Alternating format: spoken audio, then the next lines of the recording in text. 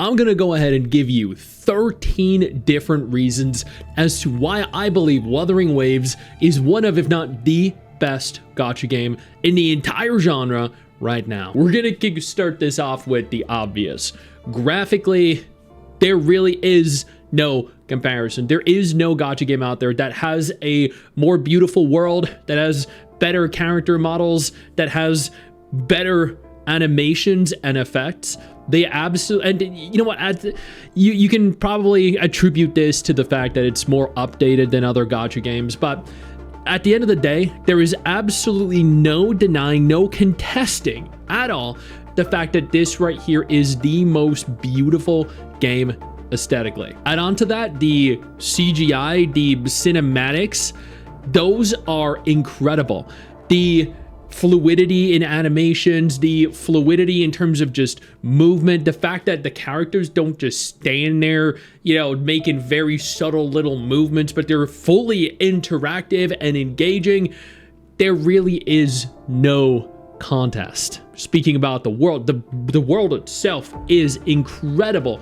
The 1.0 world, it was already very beautiful, but then you make it to places like Mount Firmament, the Black Shores, and you're like, wow, okay, this is impressive. The things that they could do with this game are much more than I was originally going to give them credit for. And then you make it to the 2.0 regions with Rinascita, and you're like, okay, I thought 1.0 stuff looked good, but no, 1.0 stuff were okay comparatively to 2.0 stuff. Rinascita, Raguna is incredible. Then you make it to the 2.4 stuff with Septimont, and you're like, oh my god, what are they doing? And then the stuff you're gonna get to see when Chisa releases and moving into hopefully the new Federation, everything into the 3.x series is going to potentially make Rinascita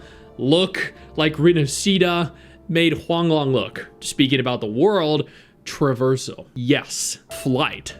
Specifically, the ability to navigate the world in a way that isn't just running on the ground. Flight was a feature that was introduced to all characters, to all players, that is not locked or gated behind anything, which means that completely free, you can move into the 2.x regions and now into the 1.x regions and just take off and fly. Not only that, but there is wall running, there is a fully functional vaulting system, and they've also confirmed there are going to be additional methods of traversal in future areas that aren't tied specifically to flight. And I think that is really cool.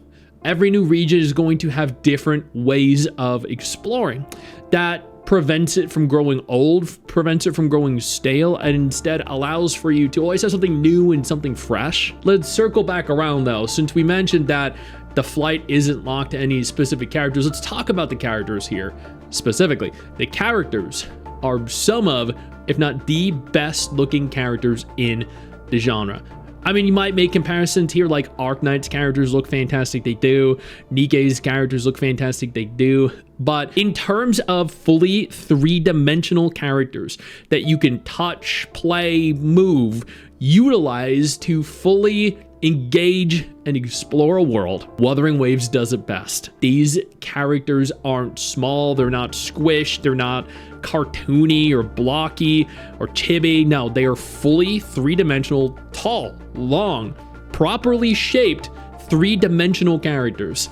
Add on to that the fact that some of these characters look better than anything you could conceptualize, and have, even with the old 1.S characters like Changli, with Jinsa, there are still characters that hold up when present. Okay, maybe like Galbrina and Chuan are exceptions here and kind of look better than almost all the rest of the cast, but and Chisa as well. But for the most part, a lot of the characters look absolutely phenomenal without really power creeping the looks of previously released characters. Speaking of the characters, specifically the stories that have opened up after the 2.x chapters have been insane. The intro, the Renacida intro was incredible, and then we've just kind of like gone up from there. And I know some people complain, I want the characters to interact with one another. I want a more core cast of characters. If y'all played 2.7, you know that there was a climax that was like 6-7 hours worth of a lot of characters all working in tandem, in unison, doing things together. And that was a payoff that I was not expecting. I've talked to numerous different people who were like, I had so many criticisms for this or that, but after playing 2.7, yeah, I'm in full support of Kudo now. And that's because not only are the story chapters themselves incredible, the characters themselves and their stories are incredible, but they are also pushing out, they've done this twice now, maybe 3 times, I forgot, double narrative patches. So there are gacha games out there that release patches that have a single episode or a single act or a single chapter. This can range between like a couple hours to a dozen hours with a lot of talking, incessant, unnecessary yapping. Wuthering Waves doesn't do that. Typically their story chapters are like 2 to 3 hours long. It just like gets you right in there and then you're done. It explains everything you need, it explains a character, and then you're out of there. Double narrative episodes go on for double the length. So you're looking at 5, 6, 7 hours. And that is, like genuinely, that is a lot of content that they have to actually develop and push out. And I think is very, very cool that they're actually doing that. Instead of just releasing one chapter or one act at a time, they're valuing the story to such a degree that they are taking the time to make sure it is told properly. Yo, I don't mean to interrupt the video, but I need to take a moment here to thank all my incredible patrons over on Patreon whose support continues to allow for me to do regular videos like this every single day on this channel. Thank y'all so much, including our YouTube channel members. You guys mean the world to me. So do you guys as viewers as well. Now, without further ado, let's continue. They also have a story skip. I'm devoting this entire segment here one reason in specific here out of the 13, just purely to the story skip, because some games don't allow that. I genuinely don't know why. Story skip is great for people that play a second time, for people that play a second account, or for people that just don't care about the story. Now let's circle back around and talk about the combat. This game, there are people that think Punishing Gray Raven has the best action combat. You know what? That's perfectly fine. Some people think Zenless Zone Zero has the best action combat. That's perfectly fine. I'm of the opinion, and a lot of people are of the opinion, that Wuthering Waves actually has the best action combat. Every character has a unique combat style. Weapons, animations, ultimate abilities. Every character plays differently. It makes the cost of the character worthwhile since the animations aren't recycled, or the play style itself isn't recycled. And the characters that have been released over the course of the 2.x series have just been so much better than the 1.x series of characters. Maybe not necessarily like power creeping in terms of visual and aesthetic, but definitely in terms of gameplay. The combos in this game, the parries, the dodges, everything is just so freaking good. And then just like looking at it all, watching it all, man, this is by far the most fun, engaging action combat system in the entire genre. And then let's circle back around again just a little bit, backtrack just slightly with regards to the character animations. There are specific games out there.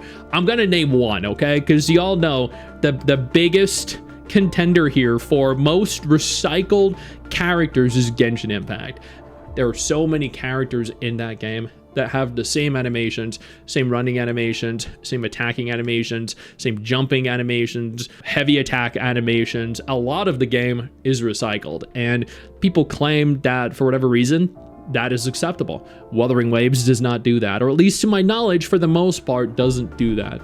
Every character has completely unique and completely original character animations, which is really, really cool. And at the same time, telling of how talented the studio is, that they're not just wasting time and resources just kind of like copy pasting an entire character. Rather, they're taking the time to develop a new character, which as I noted, kind of makes the price that you're paying worthwhile, because you're paying, you know, $100, $200, $300 for a character here. If it uses the same animations as another character, you're literally just paying for a skin. That's it, and that's kind of disappointing. Now let's talk about the voice cast. Oh my god.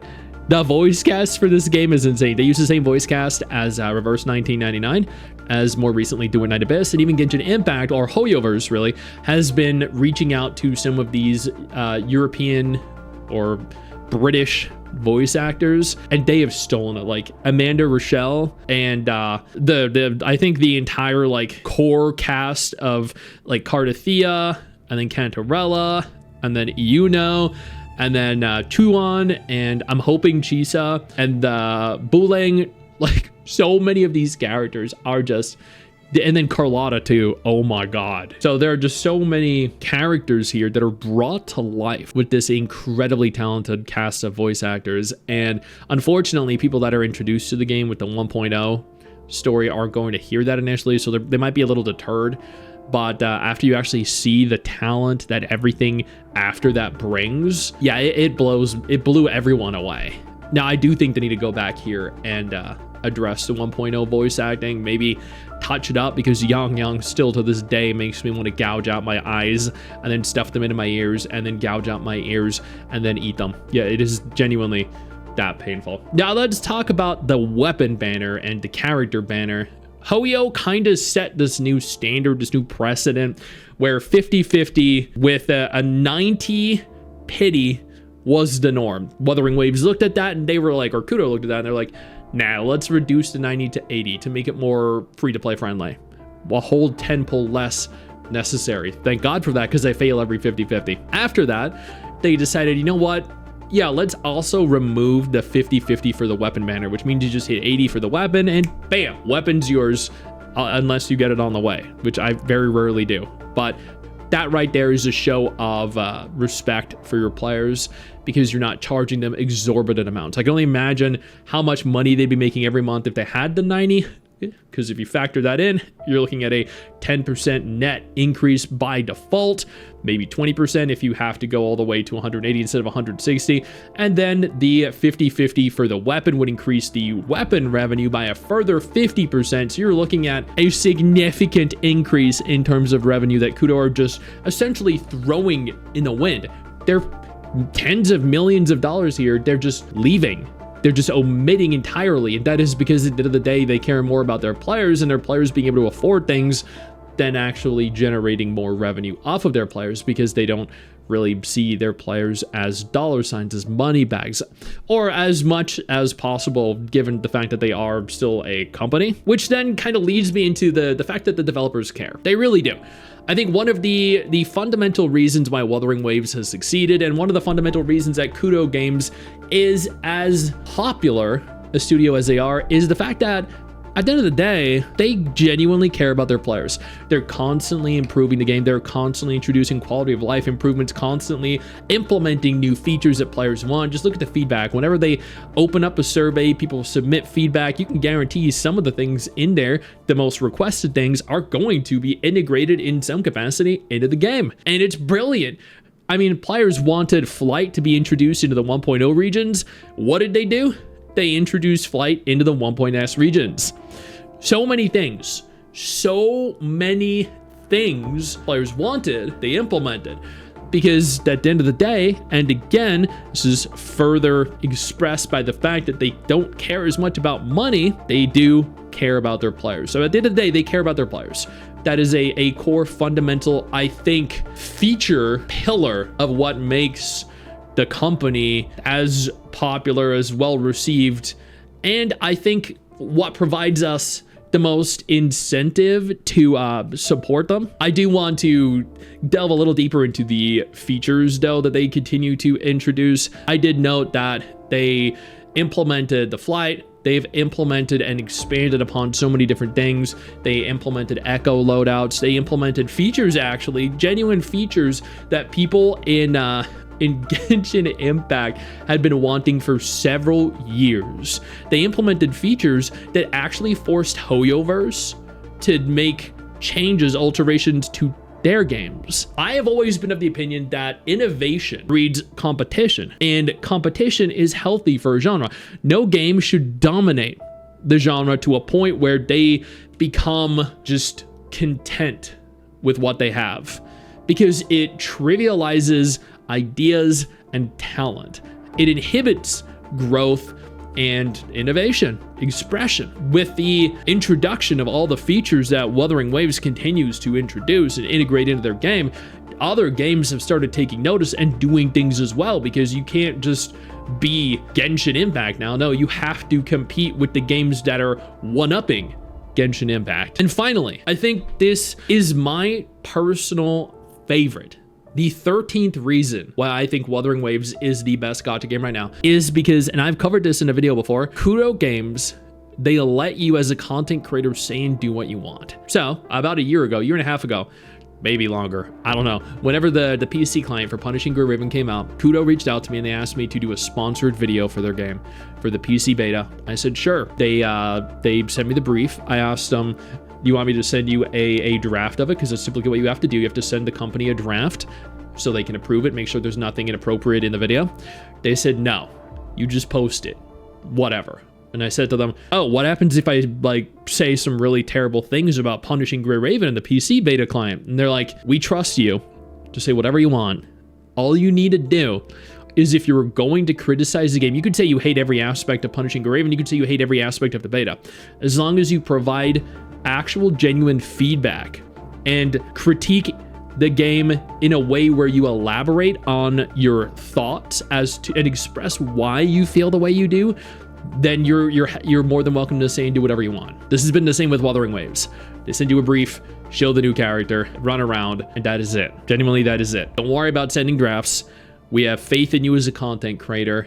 You can have the freedom to say and do whatever you want, as long as you state why you feel the way you do. They give players, and again, this is my final point, complete creative freedom. I cannot tell you how few gacha studios do that. I genuinely cannot tell you, because they don't. Kudo Games is the single only studio to give me 100% creative freedom. There have been other studios that give me a lot of creative freedom, but they typically tend to want a draft still so they can make sure you don't say anything inappropriate. But no, not Kudo. Kudo are just happy knowing that you do what you do, and they trust that you will do what you do in a way that doesn't necessarily make you look like an idiot, if you know what I mean. But I mean, that's kind of difficult as content creators to make ourselves look like idiots all the time. But those right there, they were the 13 reasons why I think Wuthering Waves is the best gacha game right now. I'm sure some of you disagree. I'm sure some of you think that my reasoning is flawed, or that other games are better in different areas. It's totally fine. Totally fine. This is a subjective list after all. But if you do disagree with any of these, let me know which games you think would fit each category, and let's discuss. I know you think that you just hit the end of the video, and technically, yeah, you have. And I know your first reaction is to close out of it at this juncture, but don't.